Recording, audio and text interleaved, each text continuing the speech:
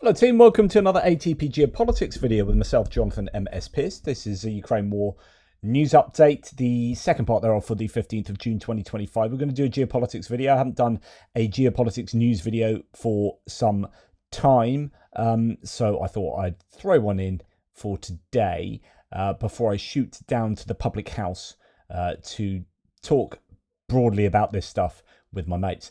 Anyway, Sweden is to increase their defence spending by 5% to 5% of GDP, according to Militiani.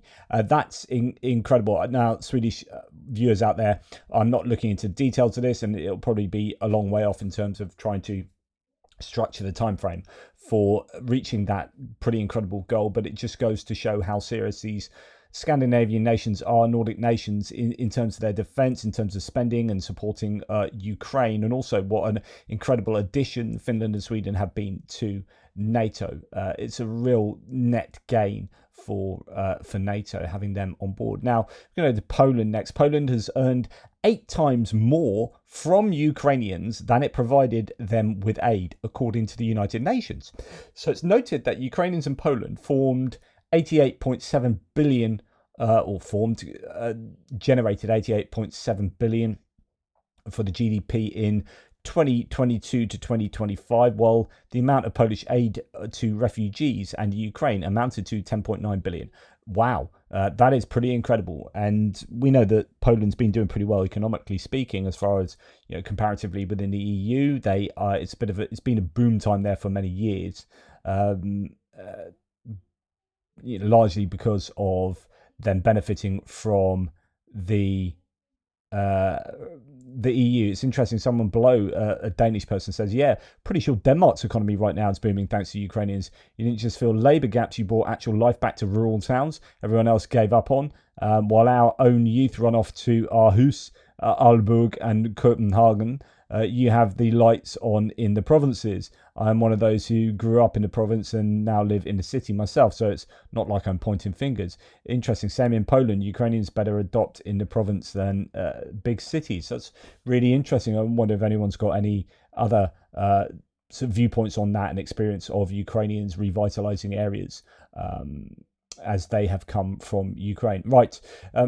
Another one here concerning Poland. So the Supreme Court has allowed a recount of votes in some polling stations. The decision was made in response to complaints regarding violations at some polling stations in Poland. This is fascinating. I presume this means that there have been some issues that would lead to an undercount of Trzaskowski, if I remember the pronunciation, which undoubtedly wrong there. But the Liberal mayor of Warsaw, who just lost out to Nawrocki, who was the Conservative. And that's interesting that the Supreme Court seems to be finding in favour of, I presume, the mayor there. So there could be some recounts. I don't know that will make any difference to the eventual outcome, but interesting that there are some irregularities, it seems. Doesn't change anything, someone says, but if it can be found that the fraud has happened and mistakes were made, it could, I don't know if it would be enough to then go for a rerun. That's probably wishful thinking. Okay, the Polish Sejm, so the Polish Parliament, has officially banned MEP Grzegorz Braun from entering its buildings due to his repeated anti-European and anti-Ukrainian behaviour. Speaker Szymon Hołownia issued the order, now in effect for the duration of the current parliamentary session. This is a guy that burnt an EU flag recently. I showed you that video. I almost showed you this the other day. He went into the Polish Parliament. Yep. So this is in the Polish Parliament, and this is a presentation exhibition of LGBT equality, some kind of I don't know what it is, some kind of campaign they've got going there, and he walks in and obviously vandalizes things here, and he does it for the cameras. But this is burning things and breaking things. This is completely irresponsible politics. It's just like, that's breaking the law. Like, how can you justify doing that? Like, you can have a different ideology and say, look, I disagree with this, but do you know what? I need to get voted in to change this. You don't just go around smashing things down. So I just find that really offensive, and he should be banned. Just that's terrible, absolutely terrible. To think that you are setting an example, you want people to vote for you, and this is the kind of destructive, I think, activity of. He should be stopped by the security guards there, bloody manhandled out of the building. This is the destructive vision, I think, of a lot of this extreme populism that we see. It's just so easy to burn things down, but they find it much more difficult to actually build up a positive vision of the future for any country that we're talking about. And this guy's just a prime douchebag.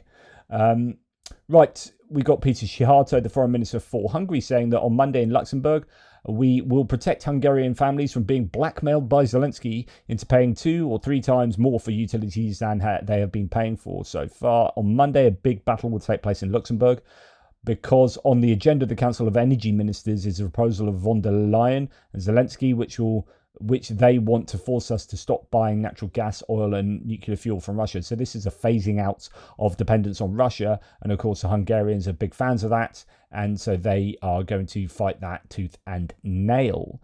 So expect that to be on the news on Monday. In Tbilisi, Georgia, this is really good to see, because I said only the other day that I've just not seen anything from Georgia. I don't know if these rallies are still taking place, the protests are still taking place, but Marika Mikiashvili, who I have interviewed, please go and check that out on my live stream, because it's one of those interviews that's pretty evergreen. It's talking about how Georgia have got to where they've got, and from her point of view as living and experiencing it, giving her views on the political landscape in Georgia. It's an absolutely fascinating interview, so please go and check that out. But anyway, she says, Tbilisi now, day 197 of uninterrupted Georgia protests. It's a couple of days ago.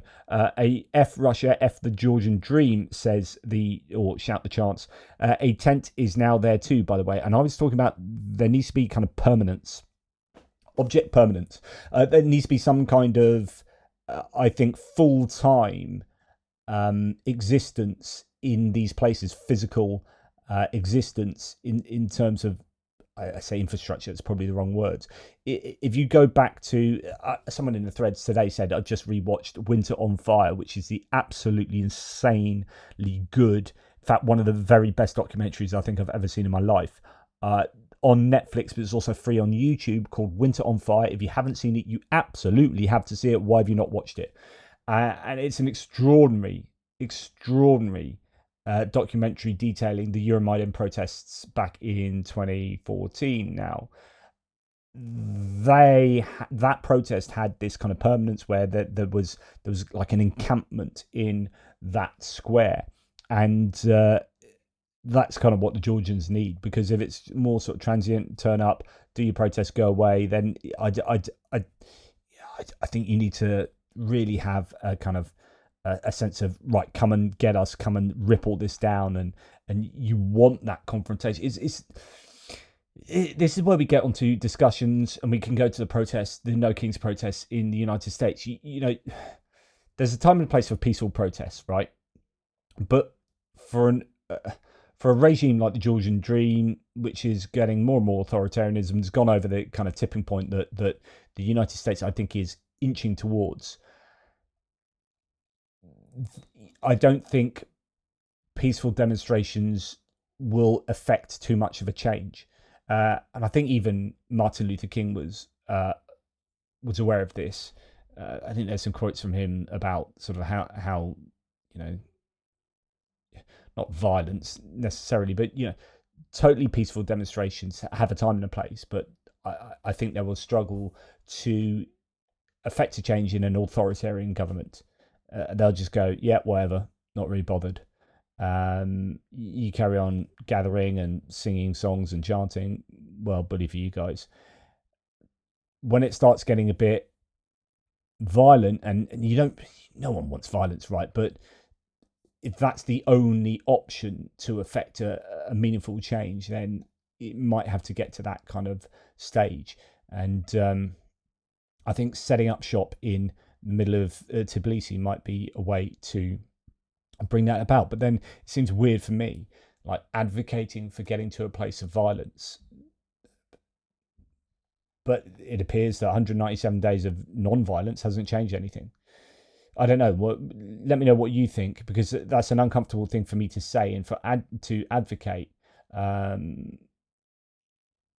yeah, interesting. I'm going to find that quote. I don't want to sidebar this too much, but I guess that's what some of you are here for. This is a really interesting Medium piece. By the end of his life, Martin Luther King realized the validity of violence. So there are plenty of quotes saying, he's dead against violent protests and whatnot, but actually that can be maybe cherry picking certain parts of his life, and maybe nearer to the end of his life, he saw it slightly differently. And that's kind of what this piece looks at. But also, it's worth noting that there's a whole racial element going on here that is not applicable necessarily to what we're talking about. Now there is also an interesting quote that I'm going to give you. I think this kind of explains where I'm coming from. He said, Martin Luther King, "But it is not enough for me to stand before you tonight and condemn riots. It would be morally irresponsible for me to do that without, at the same time, condemning the contingent, intolerable conditions that exist in our society. These conditions are the things that cause individuals to feel that they have no other alternative than to engage in violent rebellions to get attention." And so this is exactly the point. Like, you can do 197 days of peaceful protests, and if you're not really being heard, or you're being heard but ignored, then you've got to do something else, right? Peaceful protests work if they work, and if they don't work, you've got to do something else. Okay, I guess that's what I'm saying. And I must say tonight that a riot is the language of the unheard. And what is it in America? What is it America has failed to hear? It has failed to hear that the plight of the Negro poor has worsened over the last 12 or 15 years. It has failed to hear that the promises of freedom and justice have not been met. And it has failed to hear that large segments of white society are more concerned about tranquility and a status quo than about justice and humanity. So that's a nuanced quote there to say, it's okay, we can condemn violent protests, but if I'm going to do that, it would be irresponsible for me to ignore the fact that the reason those violent protests have come about is because no one's listening to the peaceful protests, and the status quo keeps continuing, and that's why we're having to move to this kind of new tactic. So I don't know, there's certainly something to think about. Right, answers on a postcard.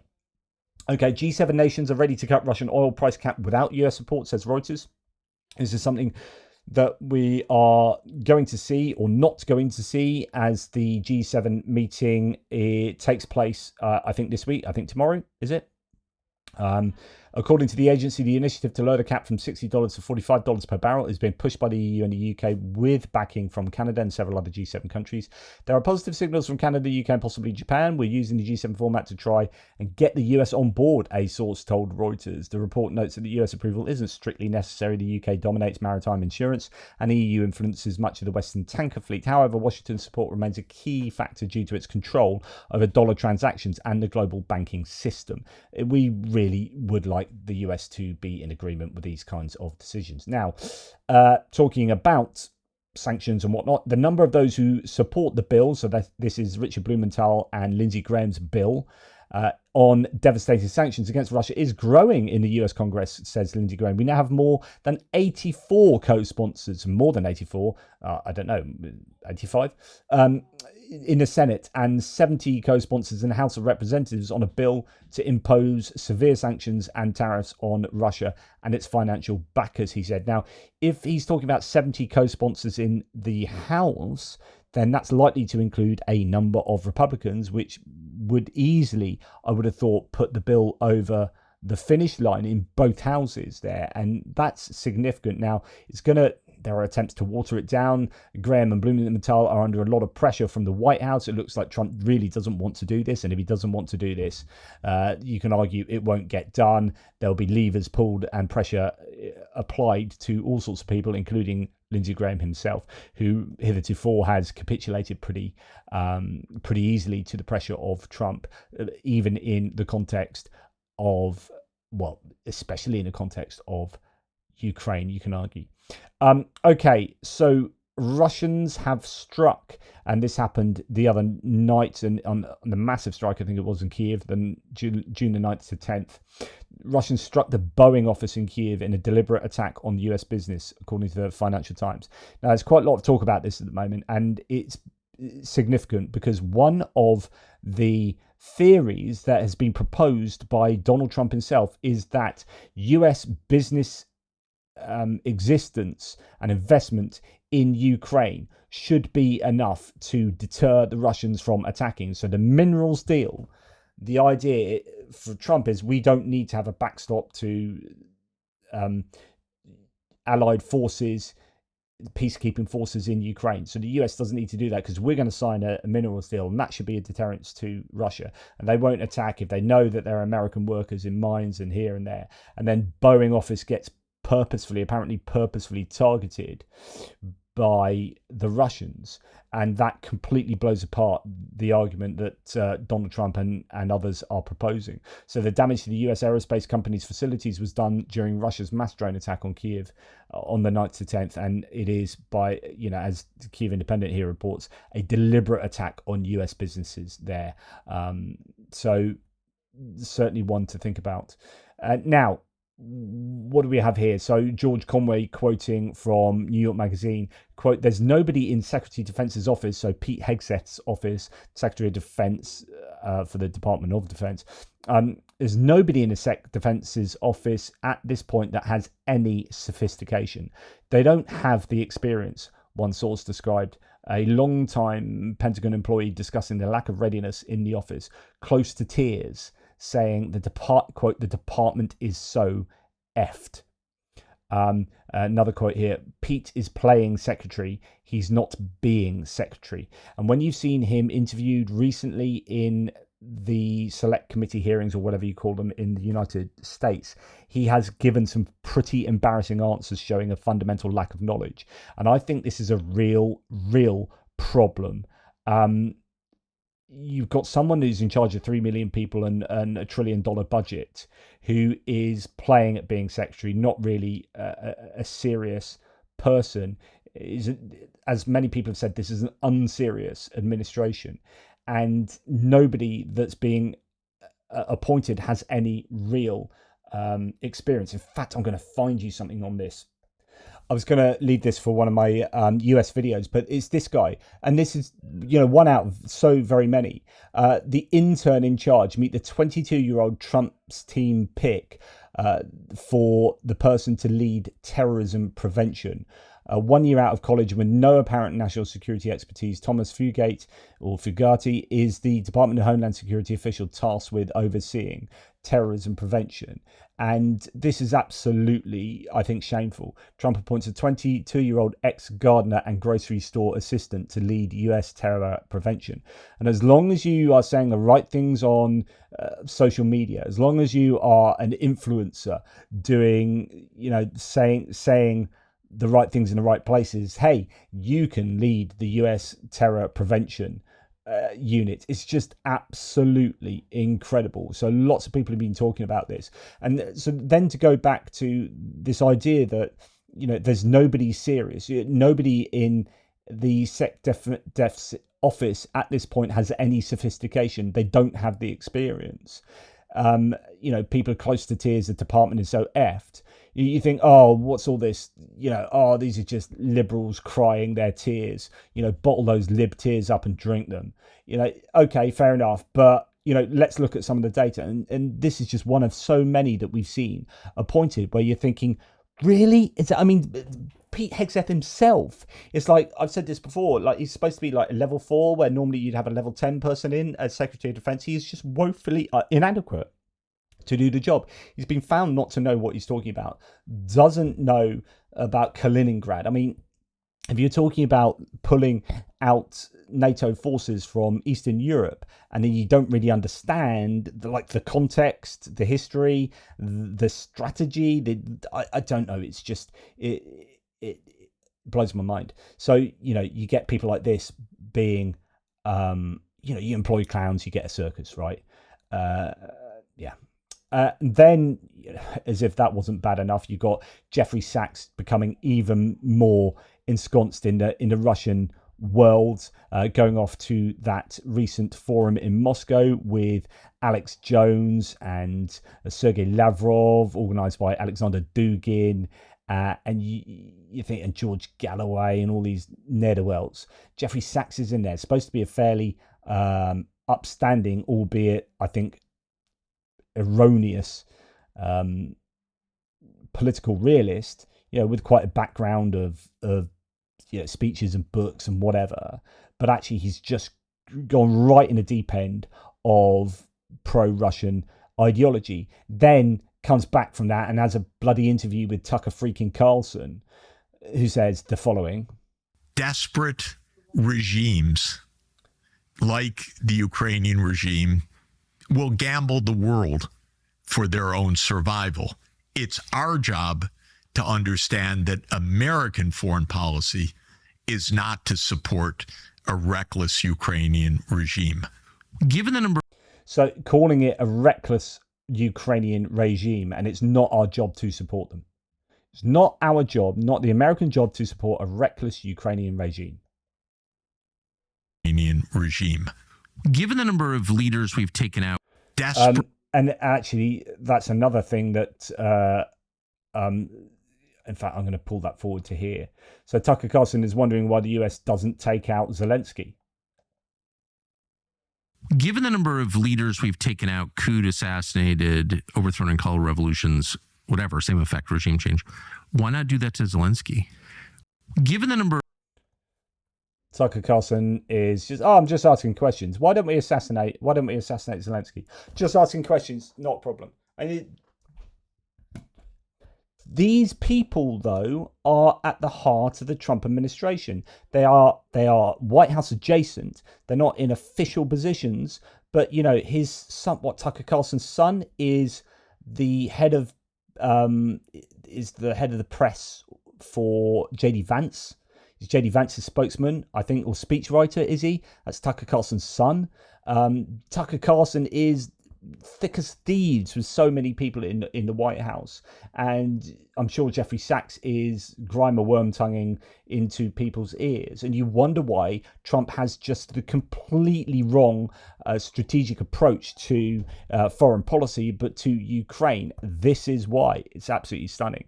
Now, Zelensky's told Newsmax, and we'll go through what he says here in this very short excerpt, and come back to War Translated synopsis there.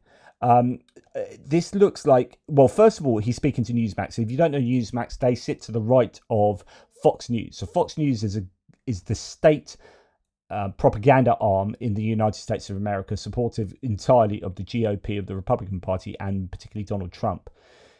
And then you had Newsmax and OAN coming out that if that wasn't enough for you, you could go even crazier, and you could embrace the whole Newsmax and OAN thing. Well, actually, that's exactly the sort of place that Zelenskyy, if he can do a good job of communicating himself well, that's where he should go. And he says here, but I believe Putin doesn't want to end the war. In the end, he will deceive Trump. You'll see it. The whole world will see it. That's the kind of person he is. And he's only willing to take any steps if he's under serious pressure. There's no other way. And that's absolutely right. So, Putin will deceive Trump. Putin is deceiving Trump. Trump keeps talking about, am I being tapped out by Putin? Meaning, I think I'm being strung along. Well, yeah, you are. Everyone else can see it. Like Zelenskyy says, everyone can see it. And I think that's Zelenskyy needs to, I think, communicate that in places like Newsmax. There's no coincidence he's ended up there. He stressed that sanctions are effective if the loopholes are closed and Russia won't get missile components. Good stuff. Dialogue with Moscow feels like a warm chat, he said, but that won't stop the speeding train with no driver. Words alone won't halt Russia. Ukraine has proven it's ready for peace, just not for surrender. Really well put there. But this is after Trump said, I've had a lovely phone call with Vladimir Putin, who very nicely wished me a happy birthday and all that kind of stuff. It was like, vomit inducing. And Zelenskyy comes out and says, look, America's interactions with Russia seem just like a nice warm chat. To which Kinzinger says, Trump is so easy to manipulate. So he's a former Republican lawmaker. Yaroslav Trofimov here saying Putin called Trump to wish him a happy birthday, to offer up Russia as a mediator between Israel and Iran, and to praise the improving relations with Washington as per the Kremlin readout. And Kinson was absolutely right. Putin knows how to play, good old Team America. Putin knows how to play Trump. Honestly, Trump is putty in Putin's hands.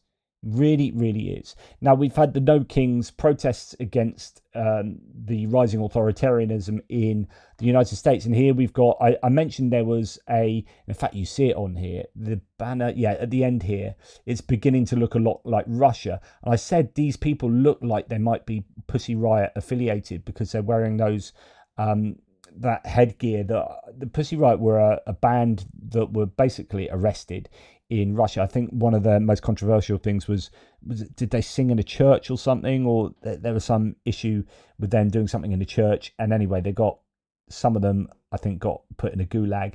This woman here that speaks said she was put in a gulag, so listen to her. So actually those protests, they were Pussy Riot affiliated but I think by the looks of it. Well, we joined the march because we believe that migrants make America great. It's Pussy Riot. The movement became a global movement since its inception in 2011, and some of us are from Russia. I personally served 2 years in Gulag for being politically active under Putin, and I would not want autocracy to spread around the world. What's your name? Nadia Tolokonnikova. So Zarina Zabriskie says, she was the founder of Pussy Riot. So there you go. Now, talking about not the protest, but the parade, many people saying, Donald Trump, who's wanting this sort of parade that you would expect an autocratic leader to be more interested in than an American president. Certainly, it's not been something that other American presidents have been particularly keen on. They haven't shown that interest. But this is a huge parade in front of Kim Jong-un, the dictator of North Korea. And I imagine that's what Donald Trump was hoping he would get. Something as, phenomenally adulatory as this. And what he got was actually just a few tanks and a bunch of soldiers and some flyovers. And there was some good stuff there, but it wasn't on the scale, and it seemed to be a bit of a letdown. There was a lot of bored-looking people in the officials looking on, including Trump himself, that looked like he was going to fall asleep. So stunning new footage shows Donald Trump is barely able to stay awake at his own birthday party. There's that famous one of Marco Rubio yawning as well. But anyway, it was deemed to be a bit of a letdown, the parade. So President Trump had a military parade in Washington on the 14th to celebrate the Army's 250th anniversary. It just so happened to be his own birthday as well. Who knew? Nationwide anti-Trump No Kings protests emerged across the US the same day, says the Euromaidan Press. The $45 million event featured 6,000 soldiers and 128 tanks, but drew far fewer spectators than the predicted 200,000, with many areas remaining empty. I think Stephen Chung claimed there were 250,000 there. Other estimates go anywhere from between 50,000 and 100,000. According to an AP NORC poll, 60% of Americans considered the parade an inappropriate use of government funds. So while Doge has been going around cutting the government funding, Trump says, but we're going to spend $48 million on a parade, and actually quite a sizable majority think that is a bad use of funds. 78% expressed indifference. I don't know how those figures work, but anyway, you get the point. Now, as I said, there were plenty of pictures like this and imagery to show that there were empty grandstands, not very many people there. There were choke points at certain places where it was just really badly organised as well. And in fact, before we get there, it also was sponsored by Coinbase, like Bitcoin, UFC, because Dana White, isn't it, is a good mate of Trump and was all UFC, but also who knew Palantir as well, and you also had soldiers advertising certain things. So that there was the UFC drink that soldiers were asked to kind of stand with and advertise. And actually, that I believe that breaks the law. So the idea that you're starting to commercialize as well as politicize the armed forces, as we saw from the Fort Bragg speech the other day, you're just moving into more untrod territory. That's not a word, really. You get the point. You're moving into areas that the US has never been before, where you're seeing the you're breaking the mores and norms, and you're politicizing and capitalizing. No, you're politicizing and commercializing entities that really shouldn't be. And then I'm not going to read you this thread, but I found it a fascinating thread of someone that organizes massive events, like stuff that's this size and bigger. And he went to the parade, and he was like, it was an absolute shite show. But from like a technical organizational point of view, not from like the parade itself, if you like. I just got back from the Trump parade, and I have to say it was legitimately the worst executed mass attendance event I've ever seen. One overarching thought: how do you spend $80 million? He's saying it costs $80 million and fumble the basics. Many more thoughts. First, I'm not just saying this as a hater, although I am a hater. I've also planned an event on the mall that was larger than this, and it was 14 days notice and a tiny fraction of the budget, but who's counting? And then he just walks through just how terrible the whole thing was. It's a fascinating thread. Anyway, you can go and check that out in the description below. And then this has been talked about an awful lot. Jake Bro here saying, okay, people are genuinely confused why members of the US Army can't actually march in unison like the Russians or the North Koreans. And this is interesting. I noticed this as well. It's like, this is not marching, this is walking. And what's going on there? Now, I don't know. Actually, let's listen. It's got the sound there. Bayonet Division during their deployment to Korea in June of 1950. And in China. So part of the issue might have been the music. So they had this instrumental rock music going on, kind of like Ted Nugent style stuff going on in the background that was not marching music. You have marching bands so that you can help keep time to marching. And actually the music in the background was just a really bizarre choice for when you are wanting loads of people to be marching in lockstep with each other down the road. And these guys, for example, were absolutely freaking terrible. But Jake Bro is like, so lots of people have asked me about this. The reason why is because all these soldiers have real jobs in the military, and nobody beyond ceremonial units ever does any marching once out of basic training and their tech school. These soldiers spend their days doing important work to defend our nation. They don't ever practice marching. Trump demanded they all stop being productive at their jobs and waste time and taxpayer money to march in a parade for his amusement. So that's what he originally said, Jake Bro. But he did actually say something else to this afterwards, which is, some people are saying then, yeah, after engaging with US Army veterans in the comments, I think I might have it to issue a correction here.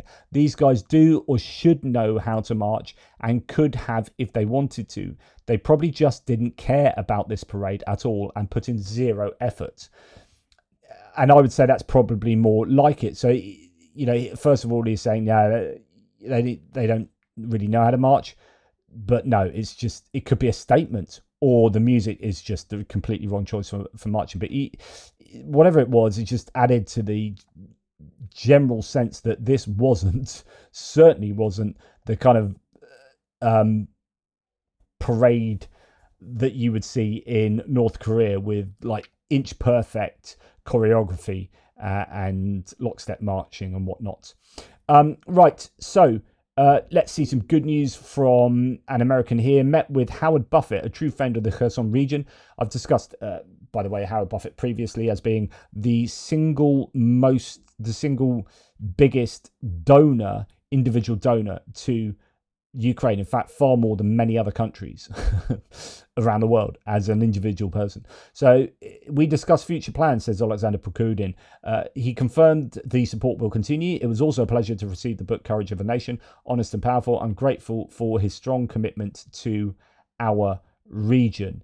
So that's fantastic. Just let's have some good news. I know I bash the Trump administration an awful lot. It's just difficult not to with regard to Ukraine. We're going to very, very quickly just go to Israel, Middle East, Israel, Iran for a little bit.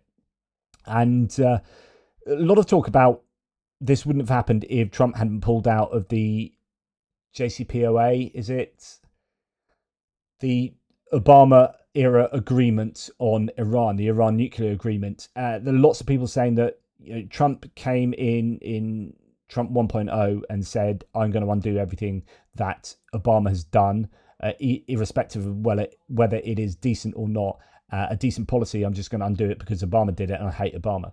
So then he ripped up the Iran agreement. And then someone was saying, I was listening to a couple of analyses today and yesterday, saying that actually the diplomatic agreement he's trying to come to with Iran at the moment doesn't look all that different to the one he absolutely excoriated and ripped up, which is like typical Trump. But people saying, it seems worth noting that Israel likely never attacks Iran, and Iran doesn't get so close to having a bomb if Trump doesn't pull the US out of the Iran nuclear deal in 2018, said Michael Cohen.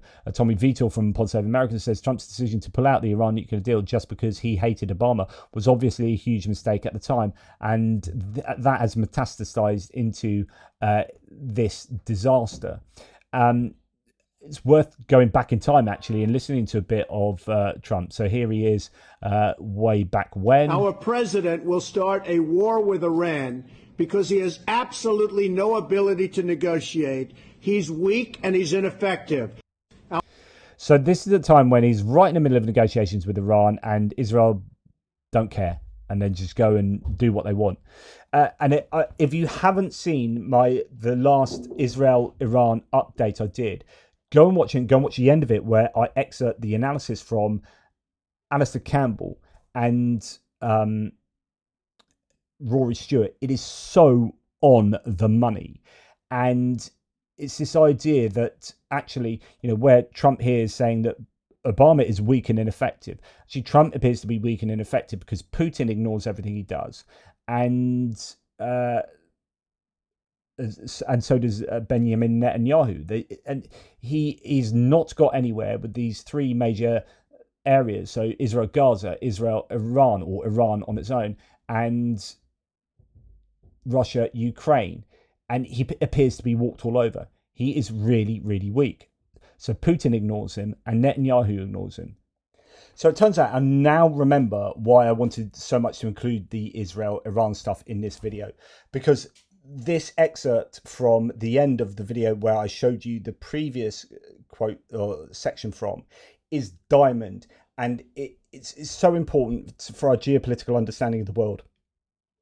We are in a period of waning American power where the rest of the world, and if you're American and you think I'm criticizing or whatever, no,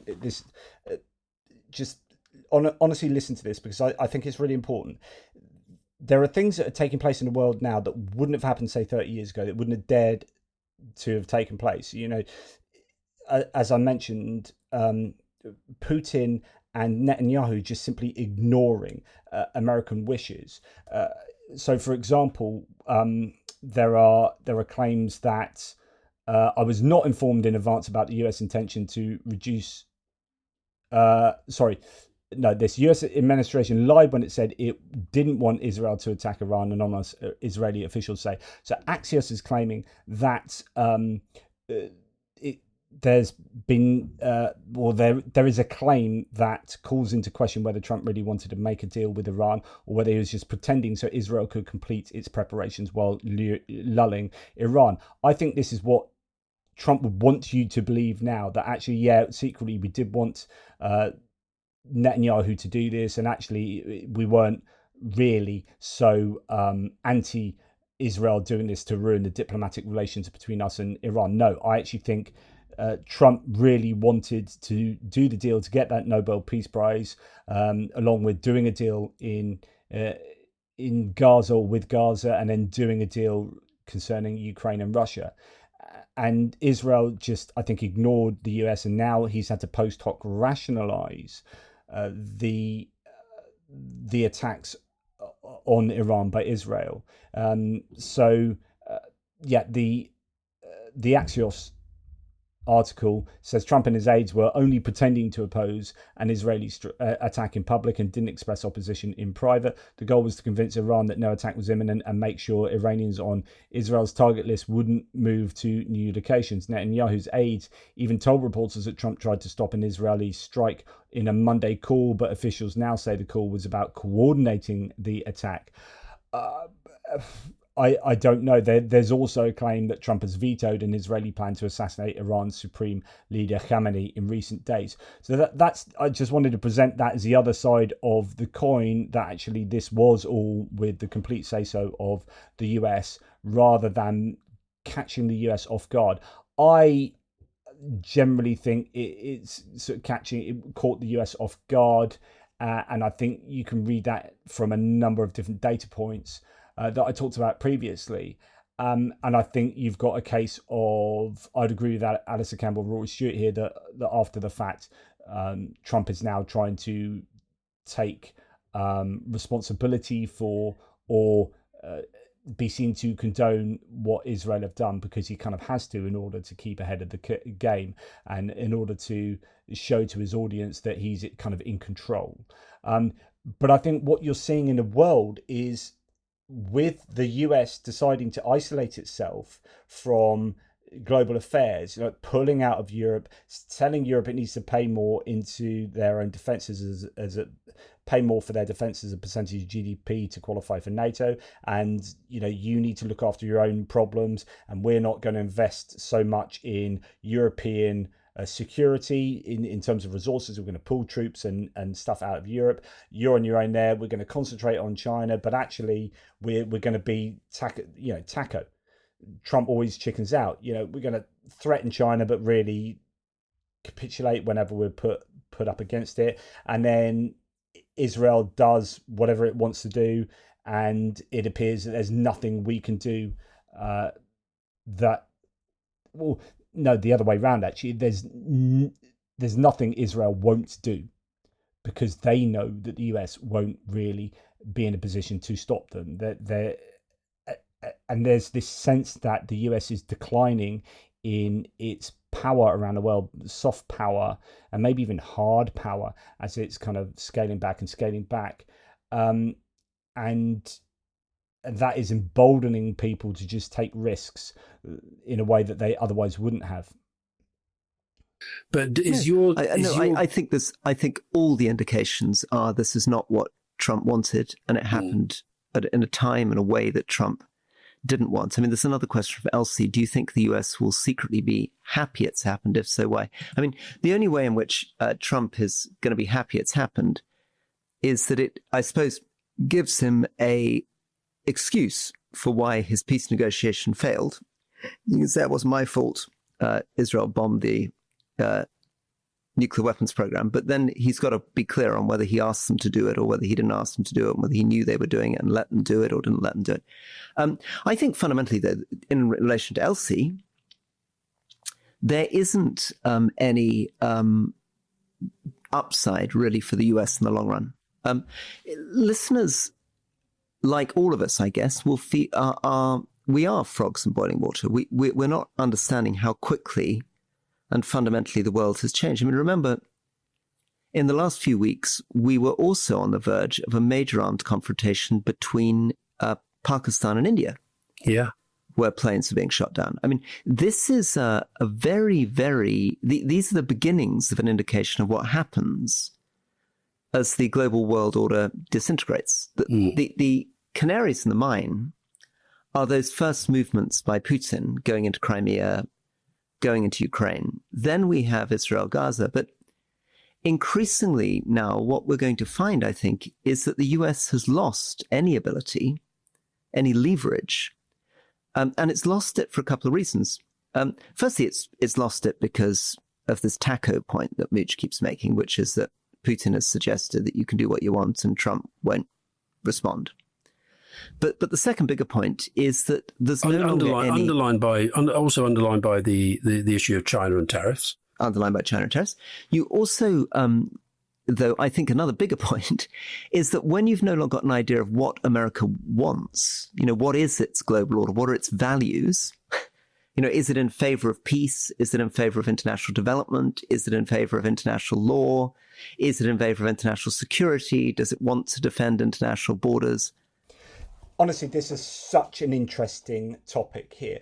And I just want to interrupt there to say that it seems very clear to me. And in fact, I think Trump's come out with another, we're going to go through at the end, another statement on Iran. And I've only seen one capitalized word in it, that's trade.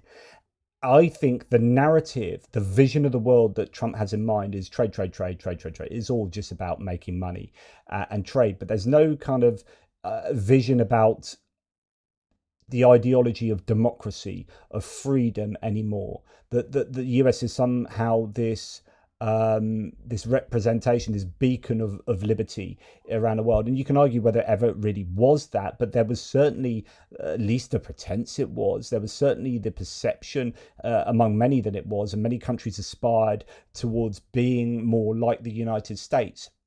And now we've got this situation where that's not so clear cut. And I think this is a really fascinating point that Rory Stewart makes, which is, what is the narrative? What is the narrative that the United States wants to create about itself? What is it saying it stands for? Because we seem to have this disintegration of the existing world order, whereby we're not sure really what the United States stands for anymore. I don't think it does either, at least in its present incarnation. And that presents a bit of chaos and an opportunity for people who aren't so interested in adhering to or aspiring to those ideals that the US used to represent, arguably. I'm just going to rewind that a little bit. Underlined by the issue of China and tariffs. Underlined by China and tariffs. You also... though I think another bigger point is that when you've no longer got an idea of what America wants, what is its global order, what are its values, is it in favor of peace? Is it in favor of international development? Is it in favor of international law? Is it in favor of international security? Does it want to defend international borders? Is it on the side of the West against Russia and China or not, right? If you can't tell those kind of things, America can't exercise global leadership because... We can't tell what the US stands for with regard to Ukraine and Russia, right? We are always wondering at the moment whether they have just completely changed sides and gone on Russia's side. And that's exactly what Rory Stewart's talking about here. This is so freaking fundamental, this conversation. What do you stand for? Really, what is it that drives you? What is your vision of the world? Because at the moment, it just looks like exploitation, extortion, and just making the most for yourself, just engorging and enriching yourself at the expense of others, rather than kind of standing for anything more noble than that. And honestly, I think nothing says that more than Trump's pivot on Ukraine. Any kind of leadership, even in a small organization, certainly in a government, requires everyone to understand roughly what the plan is, what the values are, what the strategy is. And the world doesn't know what those things are anymore. They have no idea what the rules are, what you can do and what you can't do. And therefore, how on earth is America supposed to control the world? If I was operating in Eastern Congo, if I was China looking at Taiwan, if I was the junta operating in Myanmar, if I was the fighting parties in Sudan, if I was UAE supporting one of the fighting parties in Sudan, etc., I would conclude that we're in a world in which there is no policeman and no policeman's ever going to turn up. And therefore, it's going to get more and more dangerous more and more quickly. And we're just at the beginning of this. Absolutely fascinating. And there's a discussion to be had about whether the US ever really were the world police. In I've already referenced Team America there, which Team America World Police. I don't think that was ever the case. I think it was a geopolitical strategy, and there's a return on that investment, and that you go around policing things because it's in your best interest, but it is actually aligned with some kind of moral vision of what the world should be. And I think that is what has changed, and so the policing won't take place, which was part of this much greater sense of like, well, we police because then we can do we can have soft power with these nations, and then they're more likely to do, we can then influence them positively, which then translates into trade and but it's not just trade. There are all these other benefits that you get for working in alliances with people and influencing people in all these other ways. I think it's just become much more purely transactional, and the US is just interested in really obvious, like zero-sum game approaches to international politics. If you think about what's just, this is what is so scary about the world right now. So you've got climate change going on, and that's kind of just fading into the background. 2 days ago, we were all talking about the protests in Los Angeles. And yesterday, you had a situation where an elected senator gets basically shoved to the ground and handcuffed. This is before the assassination, by the way, this is recorded. Because he had the temerity to try to ask a question of the Director of Homeland Security, who was sort of, pushing this idea that... It's an absolute unbelievable vision, Alistair, isn't it? Because if you think about it, I mean, just for British listeners, or indeed... And then they go on to talk, and a really interesting point is made in a second by Alistair Campbell, who says, look, in years gone past, or in like months gone past, the plane crash in India would have been front page news for, well, it's not even pages anymore. It would have been, rolling TV coverage, news, and it would have been all over the socials for week after week. And that, like, within 2 days, that plane crash killing 300 people was forgotten about effectively in Western media, because so much crazy stuff is happening, and it is just this dangerous world we live in. And there is a really interesting discussion about whether the US has kind of stepped back from that kind of responsibility. I just wanted to, talking about global catastrophe. This is October 2024, so before he was elected. Here a short time ago, Iran launched 181 ballistic missiles at Israel, and I've been talking about World War III for a long time, and I don't want to make predictions because the predictions always come true. We're not going to make, but they are very close to global catastrophe. We have a non-existent president and a non-existent vice president. Careful what you say, because that's you now, mate. That is you. Then I've talked previously about the possible closing the Strait of Hormuz due to these attacks, and that could have a massive effect on trade. If this happens, it would be absolutely devastating for the United States and most of the world, as 24% of the world's oil passes through it. Disrupting oil shipping would likely trigger an immediate surge in oil prices, potentially over $100 to $150 a barrel. This would increase US gas prices, drive inflation, and hurt American consumers and businesses. So this is really, really important. There's a Strait of Hormuz. I was talking about that in my live stream last night, but I just couldn't find the words. I couldn't remember the Strait of Hormuz, and then had to find it on a map. So, so that is that. I think all of this indicates that yes, we live in incredibly volatile times, but these are volatile times partly because the US is receding in being the nation that is trying to lead in the world, I think. And so I'm going to lead you with this. Now, I said that I saw the word trade in here, but I've not read it. And I've wanted to do this for some time. And I hope I don't embarrass myself. But I've often thought, right, I'm going to read a big statement from Donald Trump here. How much is self-aggrandizing? How much of this is saying how wonderful he is? So without reading this, I'm going to do this, blind, if you like. This is a live reaction to what he said here. I am interested to see how much is narcissistically all about himself and about how wonderful he is and how he's done X, Y, and Z. But also, how much of this gives us a reflection, a window into what his narrative is, or what his vision is, what his themes are.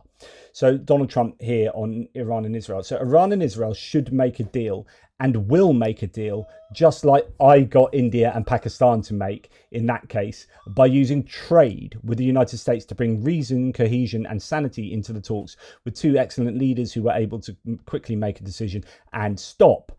Also, during my first term, Serbia and Kosovo were going at it hot and heavy, as they have for many decades, and this long-time conflict was ready to break out into war.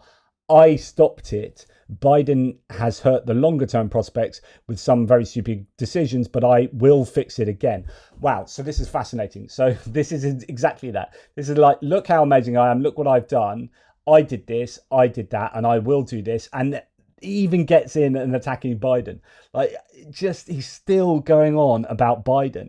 It's just absolutely incredible. And also, the vision is trade. It's about trade, money. We're going to make money out of this. And money will make the world go round. And there is, of course, some truth to that. So, you know, peace through trade, globalization there. But it is interesting that that's a kind of globalist attitude. And yet globalists and globalism is seen as a dirty word for many of these same ideologues. Anyway, he continues. Another case is Egypt and Ethiopia and their fights over a massive dam that is having an effect on the magnificent Nile River. There is peace, at least for now, because of my intervention, and it will stay that way. Likewise, we will have peace soon between Israel and Iran. Many calls and meetings now taking place. I do a lot and never get credit for anything, but that's okay. The people understand. Make the Middle East great again. I do a lot and never get credit for anything. Oh my goodness. I genuinely not read this. And that is like, and I've wanted to do this for ages, and he's delivered just in spades here. I was like, I wonder how much of this is going to be about him. I know it's got trading because I just read like I saw that big capitalized word there. Oh my goodness. So that says everything. So it's all about him. What's a Nobel Peace Prize? I don't get credit for everything. I need credit for all this peace that I brought. But I'm ignoring the fact that Benjamin Netanyahu has just ignored me and gone to war on my watch in very much a significant way. And you know, and India, Pakistan happened. I think Rory Stewart's discussion there is really interesting. I think I'd be very interested in your comments in the thread below to understand whether you think the US is taking a step back from global leadership and whether that's a good or a bad thing. So for a very long time, I would have been in a position saying, God, the US needs to take a step back from US leadership because, you know, God, it's like US imperialism. But now I'm a little bit more nuanced in thinking. I think I'd rather the US was leading there than China, than Russia. Do you know what? Better the devil you know. And yeah, so I have a slightly changed opinion from doing this channel now for a couple of years. I'd be interested in your thoughts. Anyway, that's enough from me. I've gone on for way too long. Take care, and I'll speak to you soon. Toodle pips.